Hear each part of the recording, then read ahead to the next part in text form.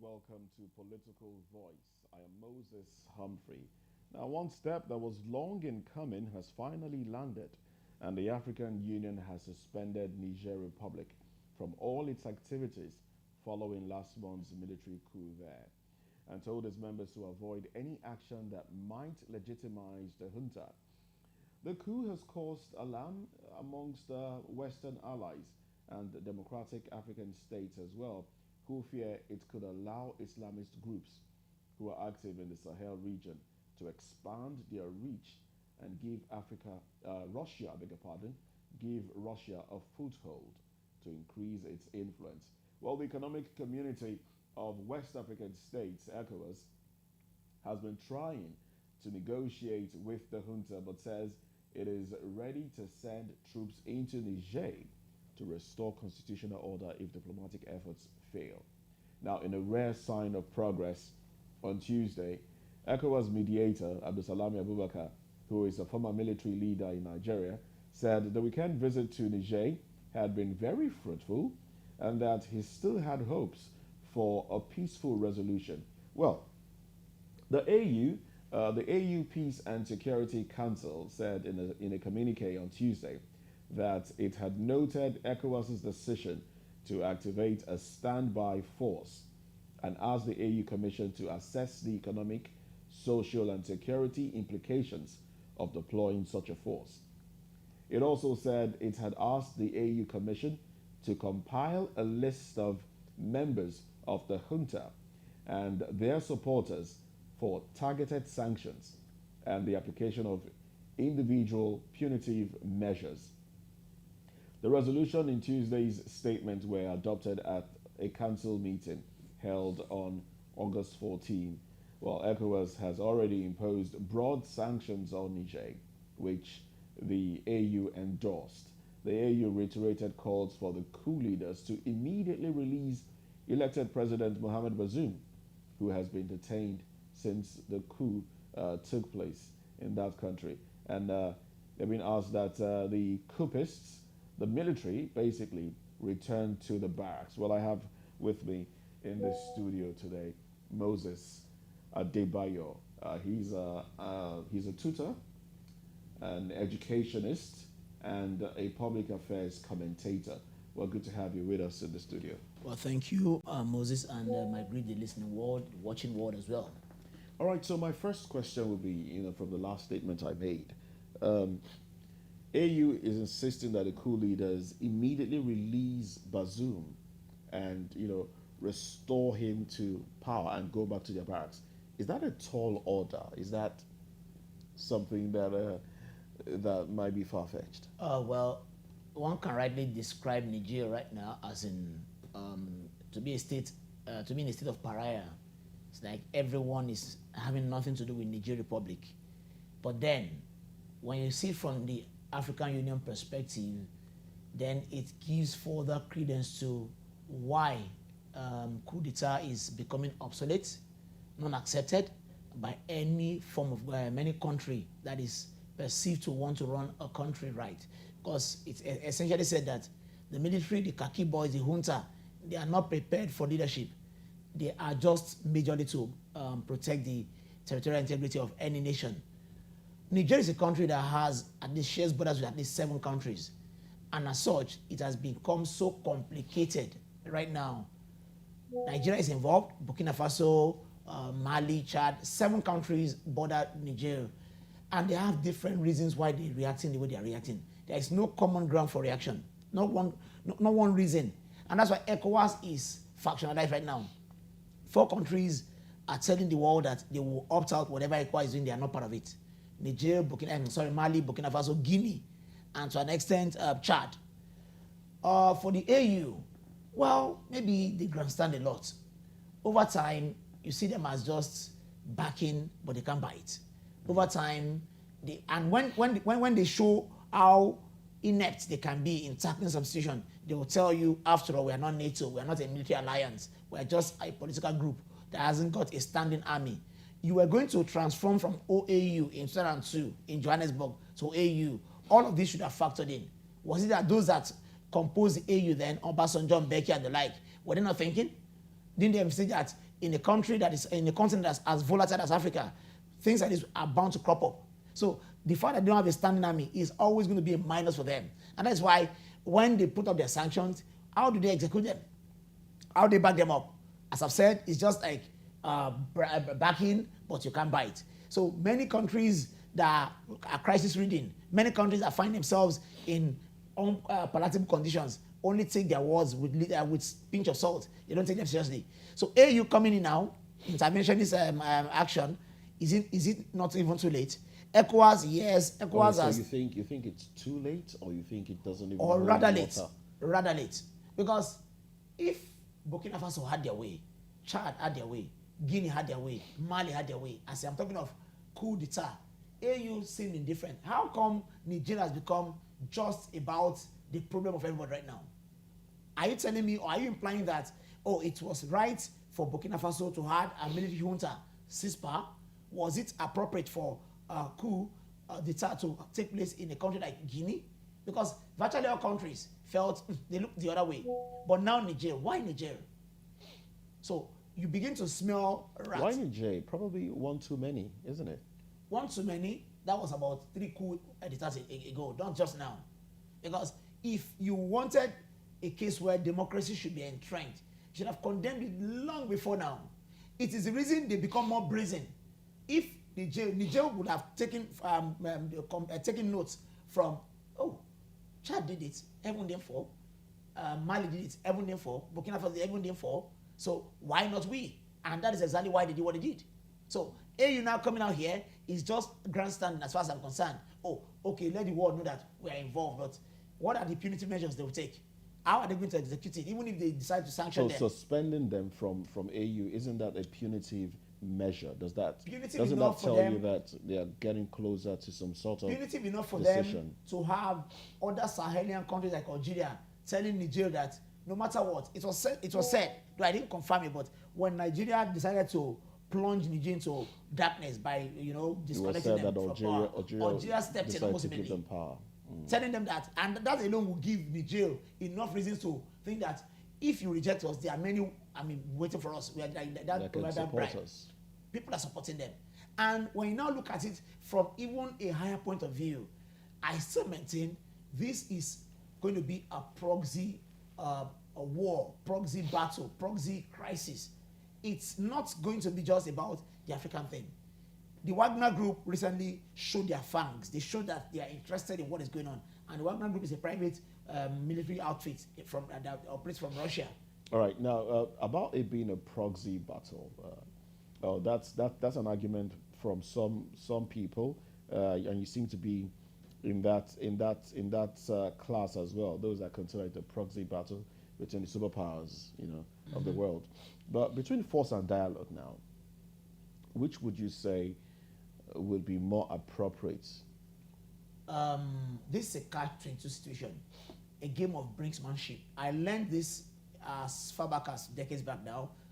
In psychology, you don't place one card when you are dealing with situation like this. You place all your cards on the table. Dialogue, intervention, talks, invitations, sending emissaries, ambassadorial. Most times, force is always the last resort. Force, and that is war.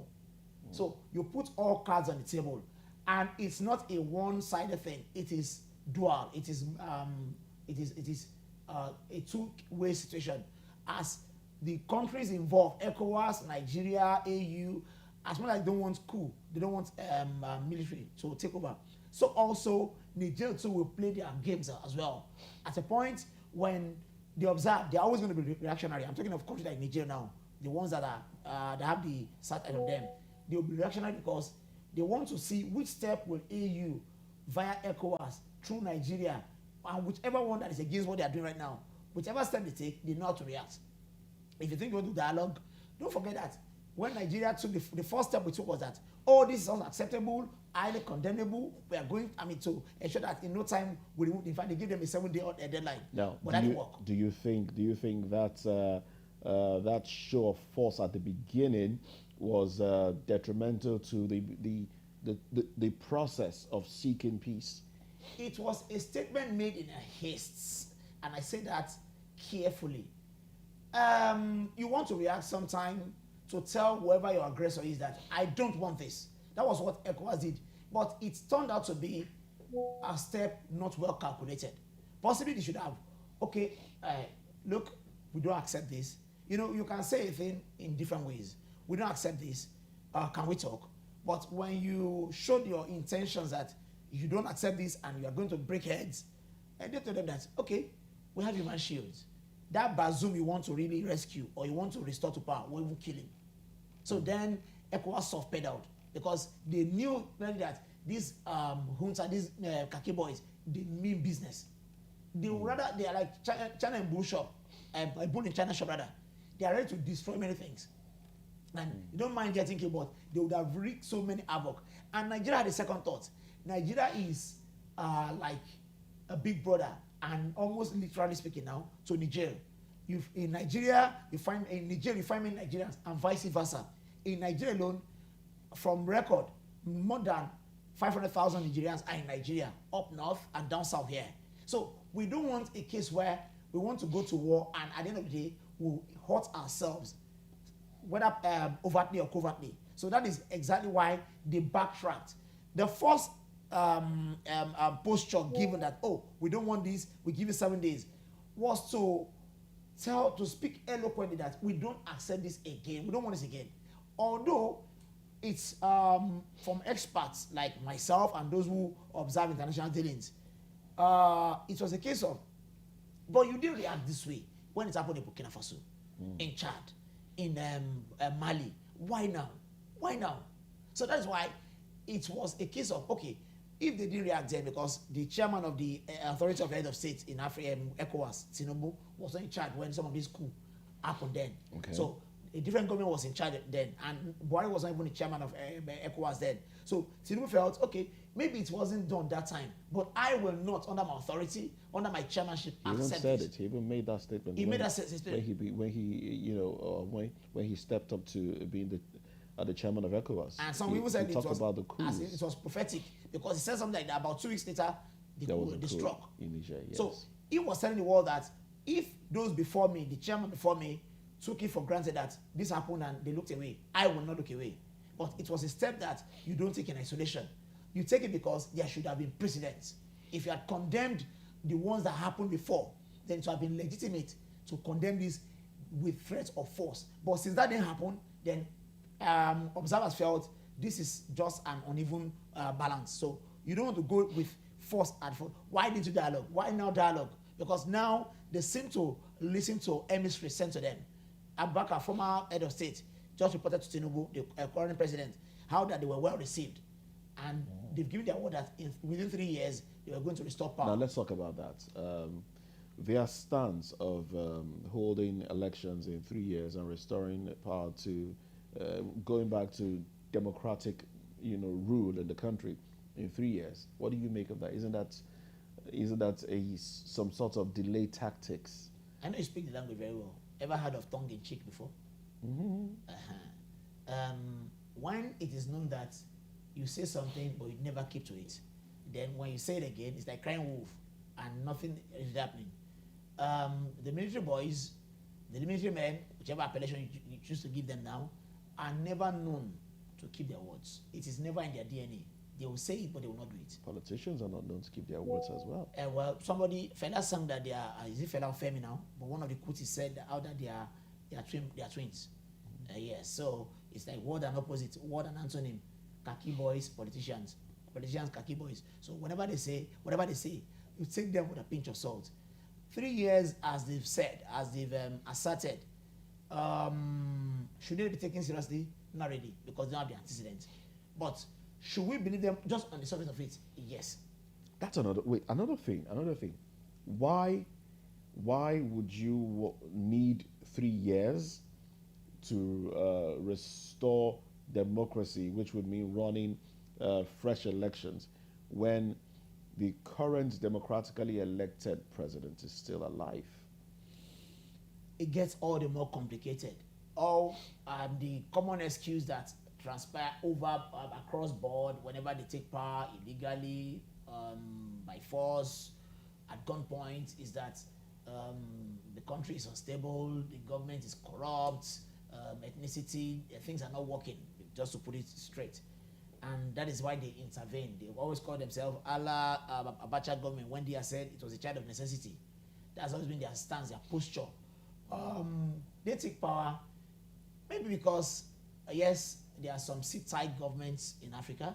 Some of them brazenly alter the constitution, and this won't go down well. That is why over time, the past 3 weeks or a month now, it seems as though the optics on Nigeria is that as their fellow countrymen are in support of what they've done. Yes, they might well have orchestrated them, we don't know. But what the message sent to the world is that they appreciate the fact that Bazoum is out. I've never been an advocate or a member of the school of thought of the world's democracy is better than to me it's Alta Bangladesh. Ultimately, if you so much want democracy, but democracy produces Hitler, and Hitler is perceived as the greatest war criminal in history. He came from a democracy. So democracy has its good sides, yes, but it's also defective in many ways. A people is governed by what best suits them.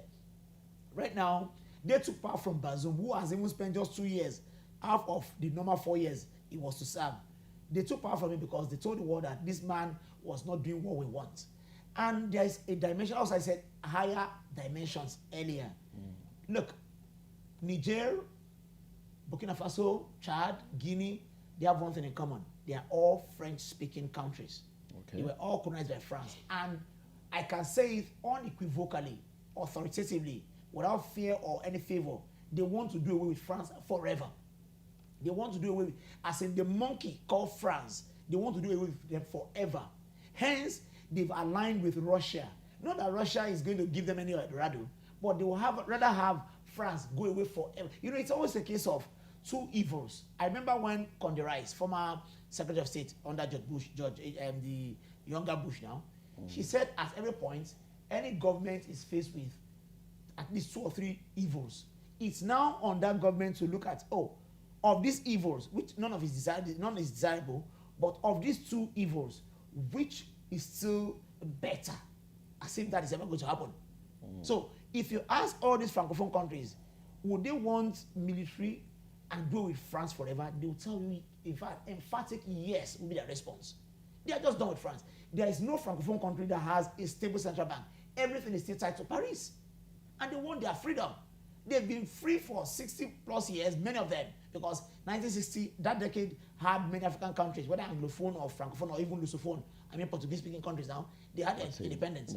Many of them, the Anglophone countries can claim to an extent flag independence. Same applies to the Lusophone countries, but not Francophone countries. And they were the most then. France had most of their colonies, more than England or Portugal. So many of them still don't enjoy. They have their president. Bazoum is seen to be a puppet of France, same as Alassane Ouattara of Cote d'Ivoire. These are men that whatever they do, they must seek Paris observation or Paris input first. And this, at a point, gets on the nerves of some people. It's about time we got our independence. For me, tacitly, I enjoy the fact that they want France out of their system, but I don't want coup. Is that way they go about it? I've always said, for some time now, I've suffered that binary disease whereby I love rice, but I hate stew. I love beans, but I hate akara. I hear they are products. All right then. Well, before you get me, to start to salivate, let's leave the food part. Now, we know that the Wagner chief, Yevgeny Prigozhin, has welcomed the coup, and in a recent report, he was seen in Mali, which shows that he's around, trying to. What does that portend for ECOWAS? If ECOWAS goes ahead with the use of force, not just the show of force now, if ECOWAS goes ahead with the use of force, and what does the presence of Wagner Group portend for ECOWAS going into Niger to restore democracy, and Nigerians knowing that, yes, they have some sort of backing? Let's balance it now. That goes back to what I said two answers ago, how that this is just having all around it proxy war. It's proxy war. It's no longer going to be between Nigeria and whatever. But if Wagner steps in, it's no longer proxy war. Well, Wagner is an African country. It's not. Wagner is a group affiliated to Russia. To Russia. Oh yes, that's what I mean by they want to, as in, okay, now it's a case of the West versus Russia. That is now hidden, as in you don't want to say that with all brazenness, but you know that Nigeria. Look at when the coup, when it started, when it happened. Readily, you saw Nigerians waving the flags of Russia. I should tell you something. They borrowed that from Burkinabes. They borrowed that from Chadians, from Malians. So they felt Russia was their savior. Savior. And I still maintain. But you know, sometimes people don't exactly know what is good for them. Don't you believe so? Of course. But then, when you've tasted aside for 6 decades and counting, and you realize that this meal, this association, this union is not working. It's at worst, or it's at best depriving us of our independence, at worst enslaving us in perpetuity. Don't you think it's also for them to think, okay, we've seen what France can offer in 6 decades. If going to Russia is the way out now because of their own, these countries, they dare not. Countries like, I remember Patrice Lumumba, the first prime minister of, I think, DR Congo now, when he tried to raise his head against Belgium, it was, in fact, it was murdered in most gruesome manner. They so humiliated him. It was France telling the world that, Belgium telling the world that, if you try this, is it Sekou now? Some of the presidents in the First Republic, when they got their independence, some of them tried to look back at their colonial masters. They were crushed because they had superior forces. But now, they know of their own. They can't face France. They don't stand any chance in hell. But they can always be allies, or they can always team up with countries that can look at France toe to toe. Russia will not balk when France comes about. So they would rather stay with. We've seen what France can offer in 6 decades plus and counting. We want something else. So they would rather embrace. You know, it's always a situation of sometimes just settling for the lesser evil. If that's how you can describe Russia now. Russia hasn't got. But one thing that goes for Russia is that they are not known for colonial flair. In fact, they were among those. You can never trace any country colonized by Russia. It's not in their DNA. They don't do that. America did. Would we call America a colonialist power? They worked with Liberia for some time, but that was why Liberia has the honor of being the first country in Africa, 1847, that became independent. Liberia simply means liberty, and Monrovia was the name of the president, named after President Monroe of America then. So America, the great power, and even Russia, they are not known for colonialism. But France, they are masters when it comes to holding on to their their subjugates. They hold on to them for forever. How will a country that claims to be independent have not one central bank they control?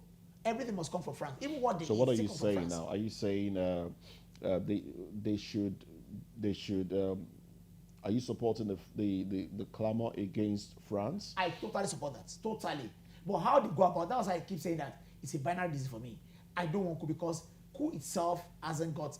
How many countries has been helped? How many countries have been helped rather by virtue of military dictatorship? Very many countries even they've got worse. But then you consider the length of time they've been under France, then that is the greater evil. The lesser evil now is that they want their freedom by any means. I support the fact that they get off the clutches of France. How is this still the conundrum for me? So for France, they can do it with France and stay on their own. If for now, temporarily, they will have to pick their tent with Russia or any power that can shield them from the might of France, I think I support it. Although it may not sound popular. And if they have to pitch their tent with Russia, that means the fighting might just go on. Well, Russia has a lot on his hands right now. They are still at war with Ukraine. So Russia, if at all they want to support some of these African countries, these Sahelian countries, they won't go all the way to branded war. Nomenclature matter in international politics. Something, you downgrade some, it's just mere crisis. And by virtue of that, there are some limited weapons you can use. When you call it a battle, There are things you can't do, there's things you can do. When you call it war, it gets killed. That's why when you fight terrorism, you first downgrade them to maybe to become bandits, then you destroy them. By the same token, how you describe ongoing events will also determine the concomitant measures taken. Russia will not see it as war now. They only see it as we are helping a needy country. We are helping needy countries. All right, now helping a needy country. Now, this is a country that has a strategic significance as a base for U.S. and French troops. They're still there, and also there are fears that Islamist groups in the Sahel might easily jump on board of this, and this will encourage Russia to expand its influence. And we also do know that Niger is one of the world's biggest producers of uranium. Now, what does this portend for Russia that has been France that has been using the uranium to power its nuclear plants, and probably Russia that might want to use it as well? It even gets more interesting. Now you are want to ask yourself, what exactly was the power base, the American power base in somewhere in the Sahel? What were they doing? Were they docile? Were they sleeping when this coup happened? They possibly had prior knowledge because they work with intelligence at the very highest level. So they possibly knew this will happen. Did they look away? Or they were just indifferent? Would they have stepped in to forestall a breakdown of law and order? Would that have been appropriate? If they are truly vanguards of democracy as they without being called upon? If they are truly the vanguards, as they call themselves, the policemen of the world, and they are just the vanguard of democracy, they possibly had reasons to do that. They didn't do that. So the reality is that they didn't do that. Uranium is a reason. Suddenly, these countries have become like pawn in the hands of these big powers. But then, these countries that are helpless, that have been made redundant, that have become docile over the years, they will still want to pitch their tent with a country or with the system they are not really familiar with, but they perceive will not be as brutal, as unmerciful as France. You need to go to these French countries, Francophone countries, and you understand exactly why they need their independence, even if they pretend to have been independent for decades and counting. These are countries that they cannot do anything without the input, without the approval, sanction of France. And it is ridiculous, and that's even understating it. How would I call myself independent? It's like a 35-year-old man, even an adult, just an adult, claims to be an adult, and with adulthood comes independence, or if you want to go legal or political, you can vote and can be voted for. But that adult still goes to the parents to even request for money for Pampers. Can that person be faithfully declared as an adult? No. So also these countries, they claim to be independent, but they are not, because all of their lives, aside from France, they take, even who is installed in their country, how they vote is still dependent on France. So they want this away. They would rather pick their tent with anyone now but France. The Americans, over time, since the Gaddafi war, they've always balked when it comes to anything French. On the surface, they could be friends, but when it comes to real issues, they are not. Look at NATO. Donald Trump was always lambasting France and Germany. We are the one providing the security for Europe against your aggressors, Russia. But when it comes to putting in the effort, putting in the money to buy this, to do that, you are always backing away. So even the United States, for now, at best, their relationship with France is just superficial. They are not true friends anymore. They keep telling France, in your cemetery lies 85,000 souls, young boys that sacrificed, American boys that sacrificed their lives to release you from Germany in the Second World War. Yet this same France will sometimes take actions that are detrimental to American interests. Macron has never hidden the fact that he's not for America anything that about 2 years ago. Pro-American. It's not. About 2 years ago, America was going to have dealings with South Korea and maybe mend the stance with Russia and with China. Macron came out openly that they are not for this. Not so long ago, America had some of the allies across the Pacific to get some job done with Iran.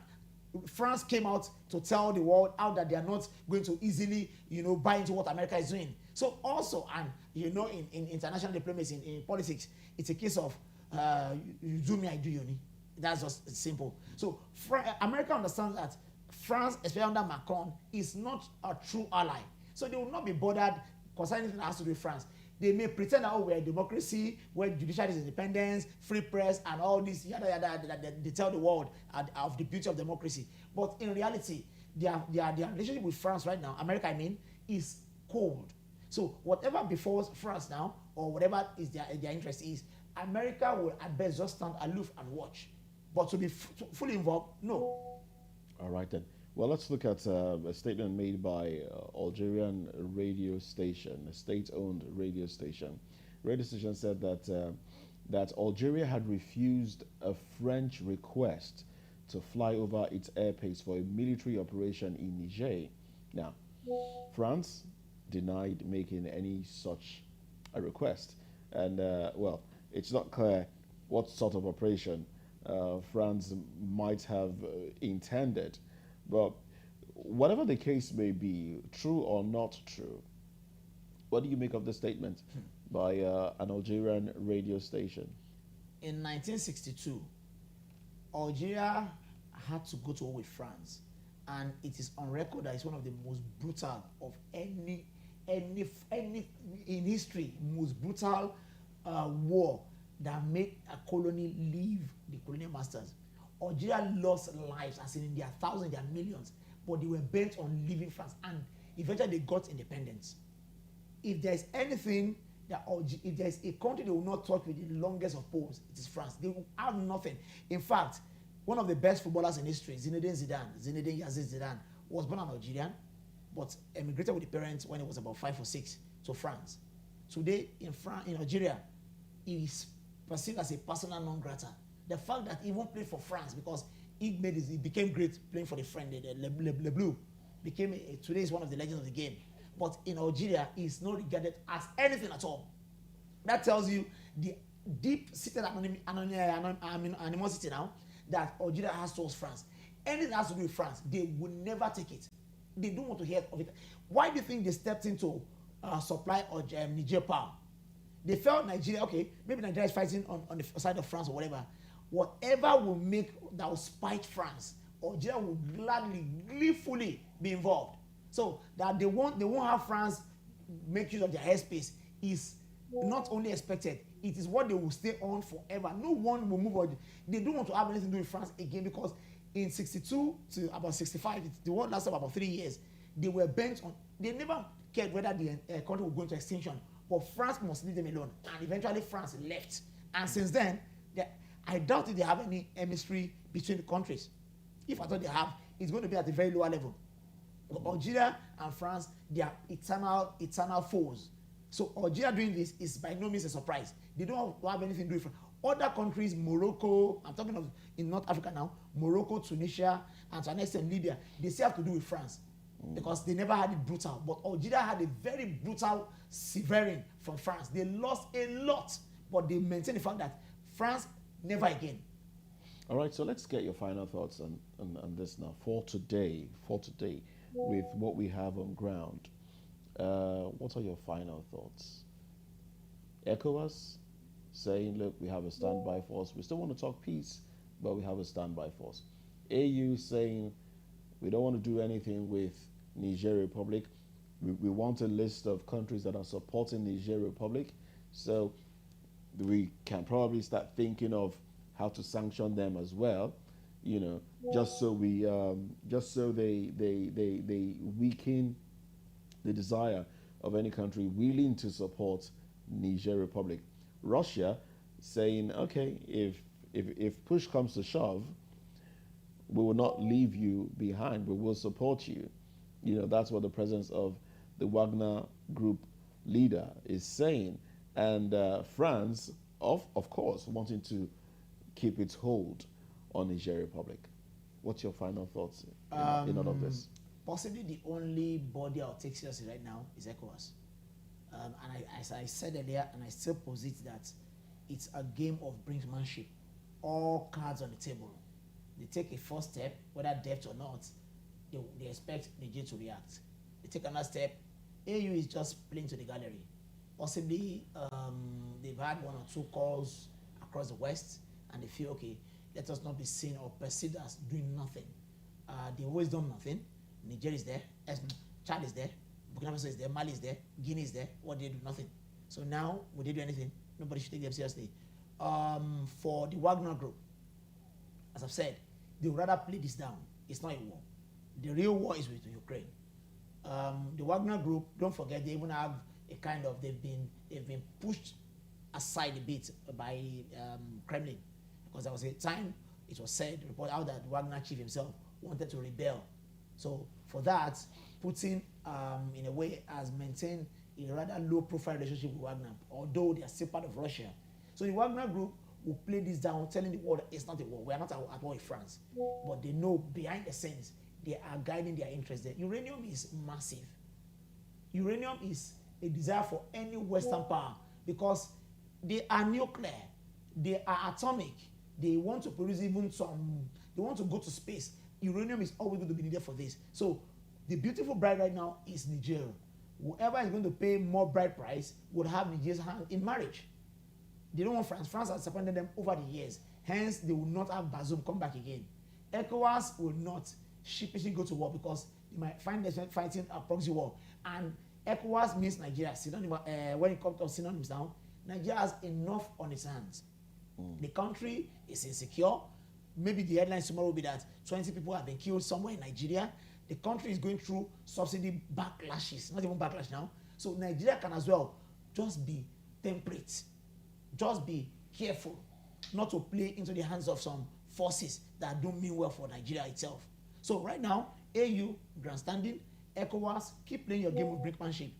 Put one step forward again, see the reaction until they get it done. Wagner is not going to war with anybody, but you can rest assured that all these countries would rather align, albeit tacitly, with Russia at the expense of France. France just must go. That's their own language. All right, then. Now let's go on to another topic for today. Nnamdi Kanu, leader of the outlawed indigenous people of Biafra, Ipob, has accused the Nigerian government of planning to illegally detain him indefinitely at the facility of the State Security Service in Abuja. His lawyer, Ifeanyi Ejiofor, in a statement said Kanu disclosed this on Monday when the Ipob leader's legal team visited him at the SSS facility. The lawyer quoted Kanu as saying that he strongly believes that the federal government's appeal against the judgment of the Court of Appeal, which discharged him and prohibited his further trial and detention, will not be heard, because the federal government intends to illegally detain him indefinitely. Now, those were his words. Now, the IPOB leader noted that he was being detained without any pending charges against him, arguing that the stay of execution order was in total disregard to his constitutional guaranteed right to personal liberty.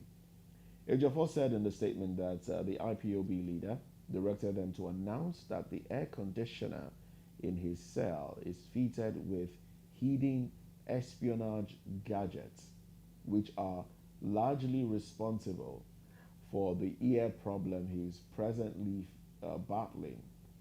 Wakanu was first arrested in 2015 under the administration of President Buhari. The IPOB leader was later granted bail in April 2017. He fled the country after an invasion of his home in Afarauku, near Umuahia, Abia State, by the Nigerian military in September of the same year.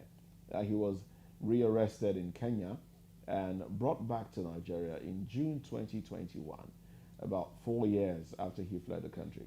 The Court of Appeal Abuja on 13th October 2022 held that the IPOB leader was extraordinarily renditioned to Nigeria and that the action was a flagrant violation of the country's extradition treaty and also a breach of his fundamental human rights. The court, therefore, struck out the terrorism charges filed against Kanu by the Nigerian government and ordered his release from the SSS facility. But the government refused to release the IPOB leader, insisting that he could be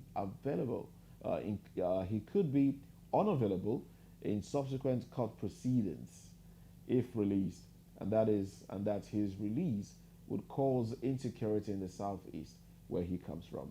Well, Moses is still very much with me in the studio. Moses, this is Nnamdi Kanu saying, look, it seems they want to keep me here forever.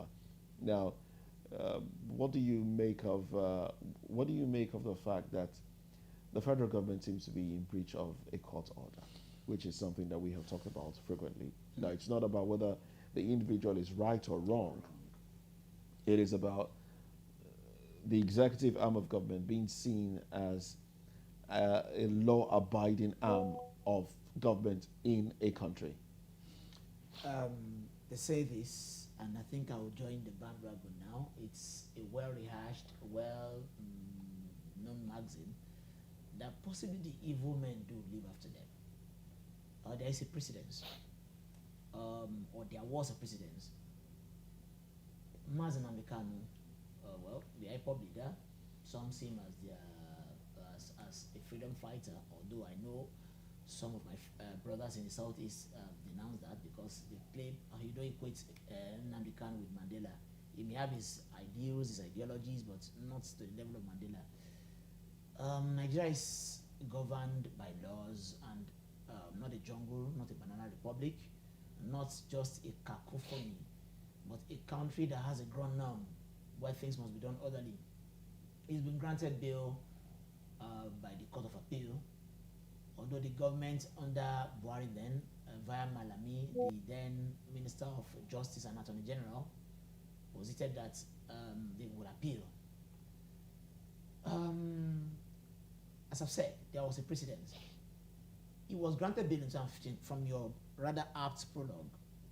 He jumped bail, according to the Nigerian government. But according to Nnamdi Kanu, he escaped for his life. They came for him, they wanted to kill him.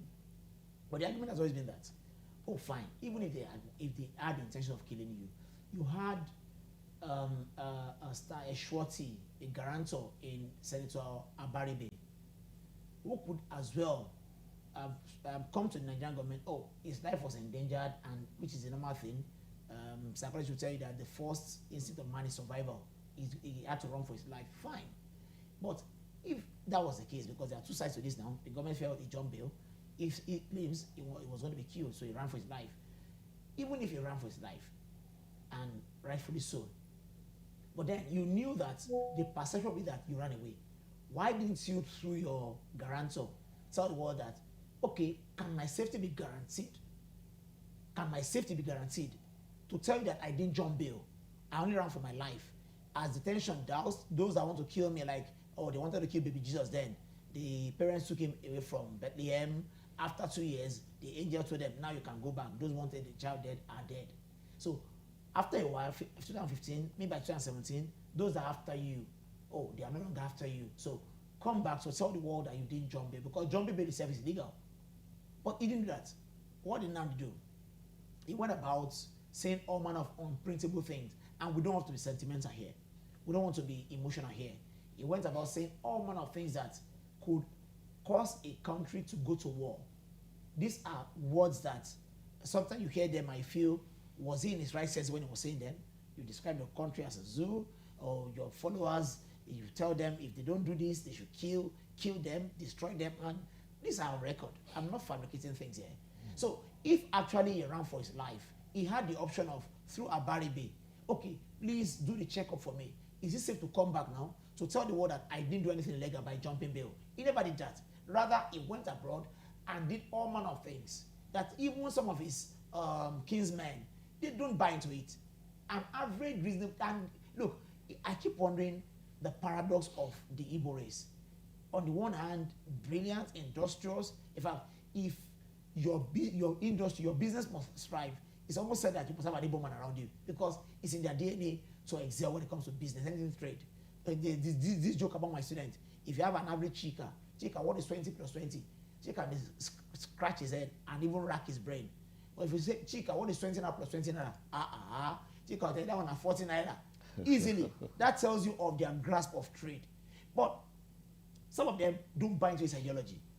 They wouldn't want to see the country divided. They knew what they went through during the first the civil war, which was avoidable, which was needless. So many lives perished. So they wouldn't want to be plunged into war again. So when Nnamdi Kanu came on board, who they felt maybe meant well, but some of them now could easily see from what he was saying that this man doesn't really mean well. He doesn't mean well. So some of them stayed away from him. He's been arrested, he's been detained. The government claimed that there is always a right to appeal. After all, it was not the Supreme Court that gave the verdict. I think people should understand that. A court of appeal still has a superior court that can always upturn or uphold whatever they say. So they felt, oh, we still have a case against him. We are appealing this case. If it had been the Supreme Court that gave the verdict and the Nigerian government is still not obeying, then of course that would be flagrant disregard for the rule, and that is unconstitutional. That can as well make a government get impeached. But before you appeal a case, why don't you obey first and then file for an appeal? As I was saying, there was a precedent. They have this mind that if we release this man again, he'll run away. He caused it in the first place. He ran away according to government. He claimed that he ran for his life. But I maintain, if you run for your life, then no wahala. Nobody wants to die. At least if you knew there was a way of escape. But why didn't you, through your guarantor, Abaribi and the like, oh, I ran away because my life was in, and these are evidences that I was going to be killed, so I had to run away. But please, to tell the world that I did not escape or jump bail, I will come back when everything has doused, when it is convenient to be around. That would have settled all this thing, so that there wouldn't be this extraordinary rendition that happened. And to make matters worse, he now went abroad by virtue of his escape for his life, said all manner of things. But that's aside. The government now, they are doubtful that if we release man again, won't it be a case of, oh, he will still go back to his rabbit? All right. Now, what do you make of the Southeast agitation? First, it was a Masob, and then we had IPOB, and now we have an individual who calls himself a disciple, Simon Ekpa, calls himself a disciple, still abroad inciting violence and all of that. What do you make of this Southeast agitation, really? Again, I sympathize with the region. That's the agitation for oh yes, that's a section. I sympathize with a section of the country that is so significant, very, very significant. When the Southeast, whatever happens in the Southeast doesn't stop there. No, this should be the Japan of Nigeria. You need to see some of the things that come from Aba or area market. These are economic hub that can make Nigeria possibly the best, the envy of other nations.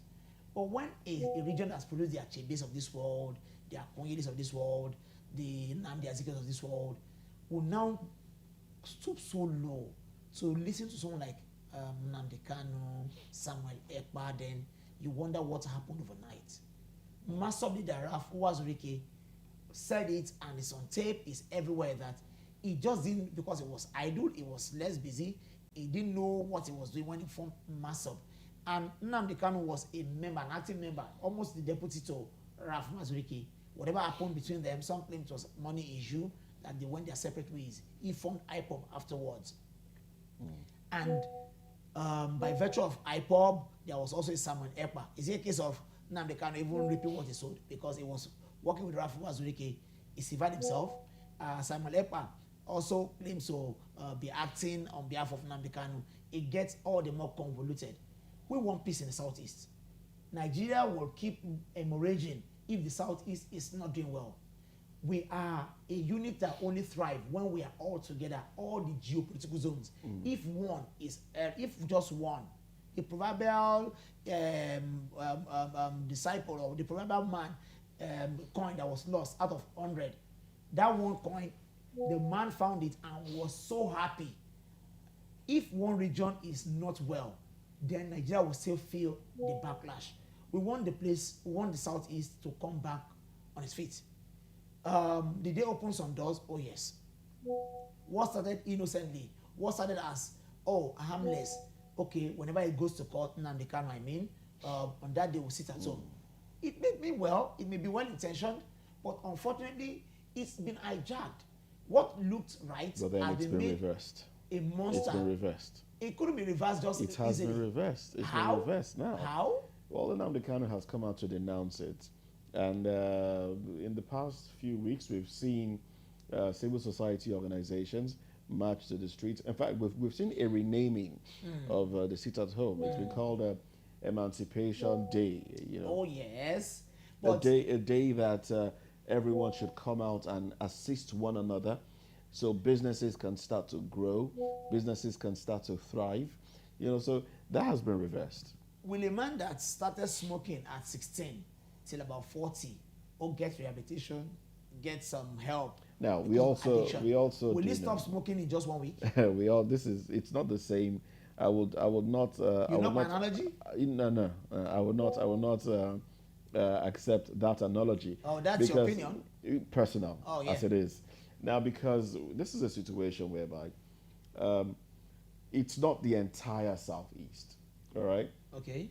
It's a few individuals who feel this is what they are clamoring Who for. have wreaked havoc on the entire economy of the southeast Maybe they are sponsored by someone somewhere. We don't know by for, the door they for open by sure. themselves? We don't know for sure.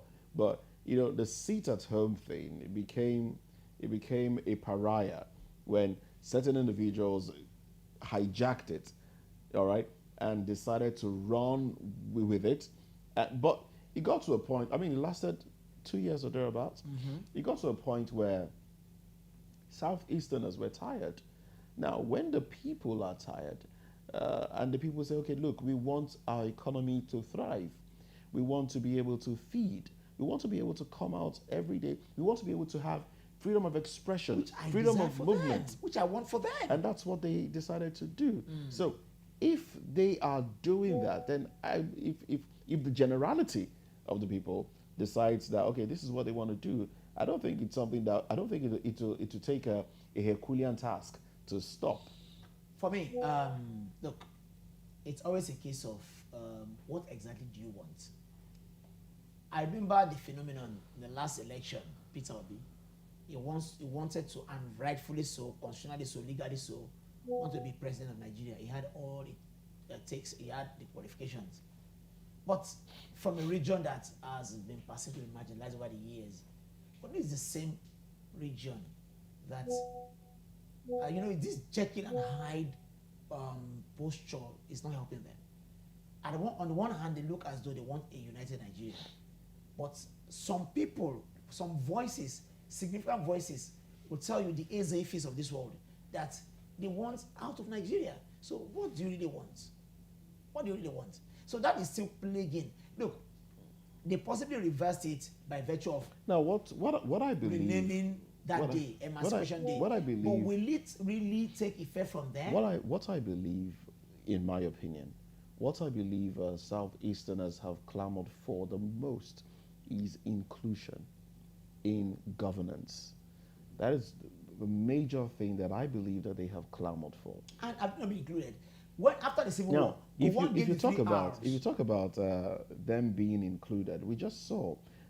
It's interesting that you mentioned the elections, right? I was trying to avoid going go there. there, go there. But Let's go there. you but you mentioned the elections, and we saw a situation whereby an individual, some individuals came out to say, "Look, let's grab the votes, let's run with it." Wasn't that inciting violence? That in itself was inciting violence. Were they arrested? Well, you know the answer to Moses. that. Were No, don't preempt me. were Don't they- preempt me. You are not clairvoyant. No. Don't preempt me. Truth is this: there wasn't any saint or saint. There wasn't any saint Atiku, Saint Tinubu, Saint Obi. They all had their inciting words. They all had their followers that pervaded the space, online, offline, conventional media, everywhere. Tension was palpable. Look, I was going to say something. Talking about inclusion now. Now, we have also seen in this present, excuse me, in this administration's cabinet, we have seen a situation whereby the Southeasterners have the least number of ministers, 5. 5. Yes, Statutory. where we have other But I hope you know that of the 5 ministers, 4 of them are senior ministers. Only one is a junior minister. Some interesting. Yeah. Some regions have 9. Some have 8. Some have 7. In fact, Northwest has 10. And before the inauguration, Southeasterners said, "Look, this is unfair. This is not inclusion.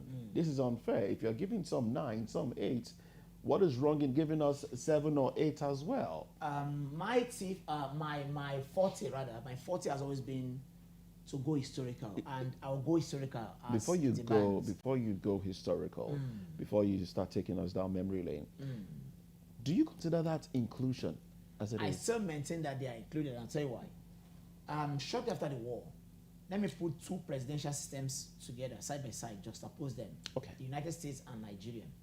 When the South went to war over slavery in the United States, that culminated in a civil war between 1861 and 1865, there was a certain Jeffrey Davis who proclaimed himself Ala Ojukwu, the leader of Biafra. He proclaimed himself to be the president of the Confederate System of America, from the South.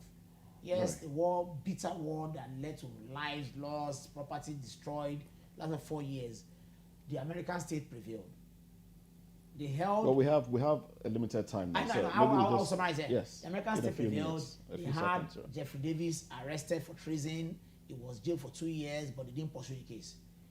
Flip centuries down, Ojukwu, the rebel leader, wanted Biafra, but Biafra never existed. Fled the country. One declared categorically no victor, no vanquish, to let you know that we still want Nigeria to be one. And in less than 12 years, the Southeast had not just the Vice President Ekweme, they had a Sylvester Ugo as the House of Rep Speaker. They had vital positions to hold as Nigerians. And over the years, they've had even, I think during the Fourth Republic, in 2003, Ojukwu, who wanted no Nigeria, no Biafra, contested on the platform of ABGA, even got over 1 million votes to be president of Nigeria. He didn't win. Obasanjo won the election. What I'm saying is that they can't possibly and faithfully claim that they've not been included. Maybe they want more, yes. We all agitate for more. But that the rhetoric branded everywhere that, which region is not marginalized? Otueke, the ancestral home of Bayelsa, this is how far never we can enjoyed go. anything special when Goodluck was there. Road is still not good because of Obasanjo. So the inclusion or non-inclusion, well, it's not an issue for me. All right then. Thank you very much, Moses Adebayo, for coming on the program. Pleasure. Thanks for staying with us. Thank you. All right, that's the package of the show today. Political Voice will make a return tomorrow. On behalf of the crew, I am Moses Humphrey, wishing you a beautiful day.